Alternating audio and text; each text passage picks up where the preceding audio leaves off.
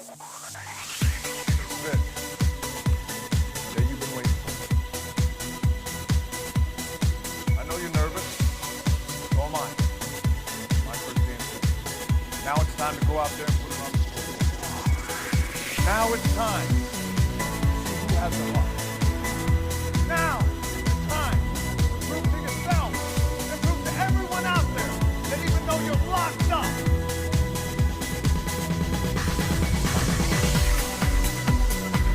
worthy. You're able to do something special that no one else in the world can do. Ready to go out there and take what's yours. What you worked hard for.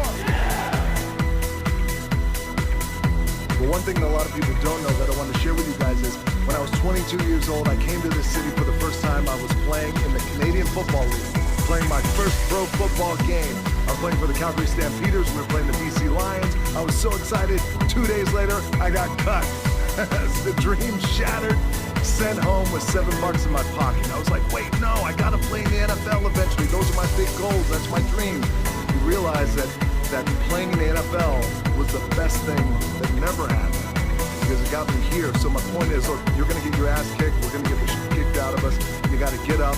You got to have faith that the one thing you wanted to happen oftentimes is the best thing that never happened. So have faith, just keep that in mind, and keep plugging away.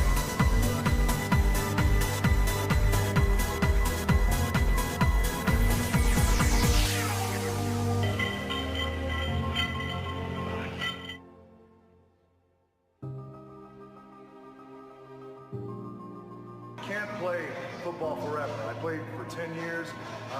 You can't be in the ring forever. You can't be in the octagon forever. You can't be in a boxing ring forever or a football field, but you can always train and get better and push yourself.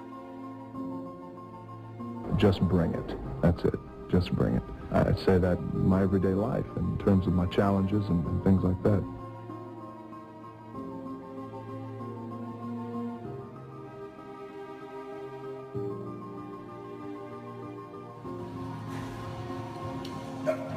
Okay, in between sets, as I'm working out, and as I often do in between sets, I slide into your comment section nice and I read your comments just so we could stay connected, and I always know what's on your mind and I can address it.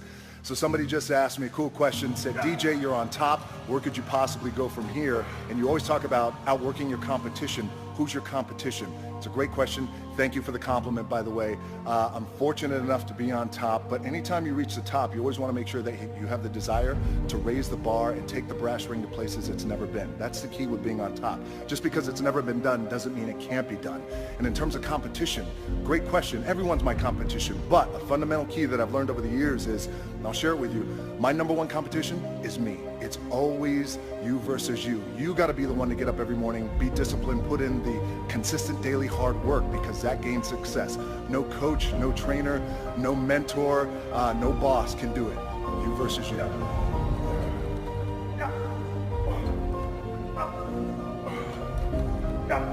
Double.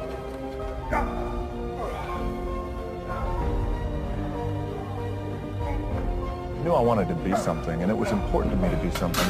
It was important to me that I didn't fail. But by the way, and if I did fail, at least what was also important was the lesson. And I didn't realize that until I got older, because you know, when you're in it, you're in the grind, you don't really recognize those things when you're younger, but I could recognize them now and the importance of them now. And just in terms of the drive and the determination, a lot of it was experience too. You get your ass kicked, you get back up, and you put the gloves back on and you swing away.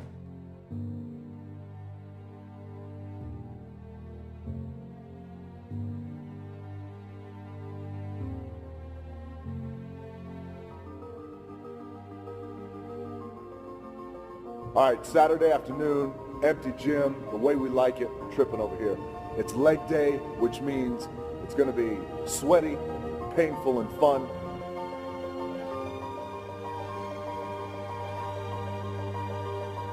They say that nothing good happens in the 4 a.m. hour. Well, I can guarantee you this. It's 4:45 a.m. It's still dark outside. Look at that. The lights just went out, and I'm getting ready to kill this AM cardio. Train twice. I'll get my cardio in and breakfast, and then I'll go hit the weights. Clanging and banging, we call it.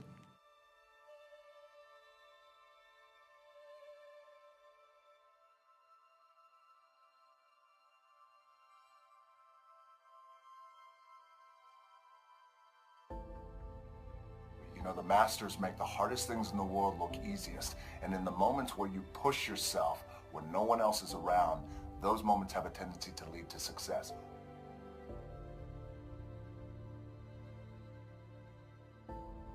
Oftentimes when I see kids and they have been labeled, oh, they're punk kids. True. But there's good in them. And we got to see that potential. And I enjoy that today, seeing the potential in kids just like he did. Especially kids who are kind of wayward and have been going through it. I know what it's like. Our most powerful and most important is when we just embrace who we are. It's just believing in yourself and embracing who you were born to be. Whether it's 3 o'clock in the morning, by the way, when we were talking in London, I was getting up at 3 because I had to be on set by 4. So whatever time my call time is, those and directors and our producers, whatever time my call time, so my call time is at 7, then you back your clock up 4 hours, and then that's when I get up and train twice. Just wrap that 4 a.m. cardio. There's no substitute for hard work. I get up super early. Generally, I have this thing where I like beating the sun up, not just in terms of before the sun comes up, I have to get up. How do I do it? It's just important to find balance, and I try and do things really that I really enjoy doing. And a lot of times, you know, it's like in life, right? Life brings like drama, and you got to deal with this person, and then you funky relationship here, and all these things.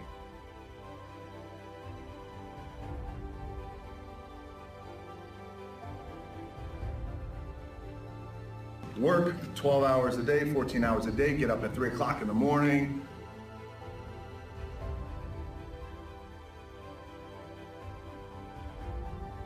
I don't know if there's a golden rule. I can tell you this, that I believe anything is possible, right? I live in the world of possibility. And I also believe that we can accomplish anything with our 2 hands and just putting in the work with our 2 hands. And also, you hear this often, but it's really, really true. You got to find something, if you love what you do and be passionate about what you do and find something that you can be passionate like, it really helps. You know, it gives you that motivation when you wake up in the morning.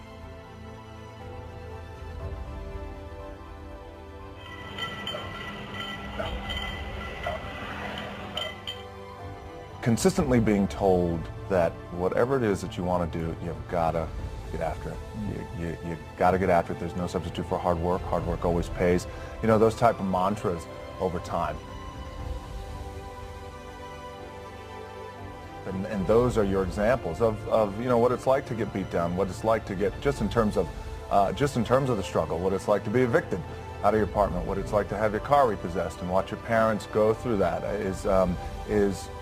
I think is defining as a kid.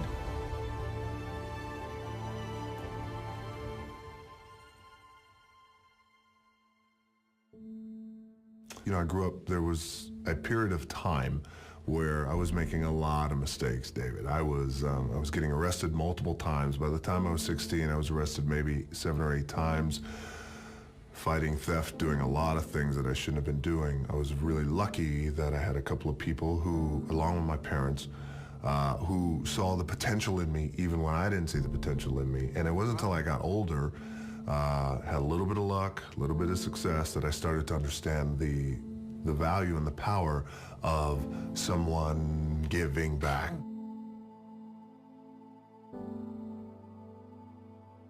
Some people call you the best pure athlete in wrestling today. Let's start off with a bit of your history. When you broke in, you were packaged as a part of a wrestling legacy. Your father is Rocky Johnson, or Sweet Ebony Diamond, as Canadian fans know him. Tony Atlas was a family friend, all kinds of family roots. Were you ever concerned that you wouldn't get your chance to prove yourself on your own terms? No, I was never ever concerned about that, because nor was I ever concerned about trying to fill their shoes, because my dad's, they were just too big, you know, my grandfather as well. But at the same time, I always knew that one day, whenever I got the opportunity, I was just going to make it happen. Persistence and hard work. I knew one day it was going to happen. When I made up my mind to get involved in the business that I have a passion for, that I grew up in, I knew that there's going to be a time where the success will come. And that's through hard work and consistency. It's you know, the same old story, things like that. So it's surprising to a degree, but I was well aware that it was going to happen.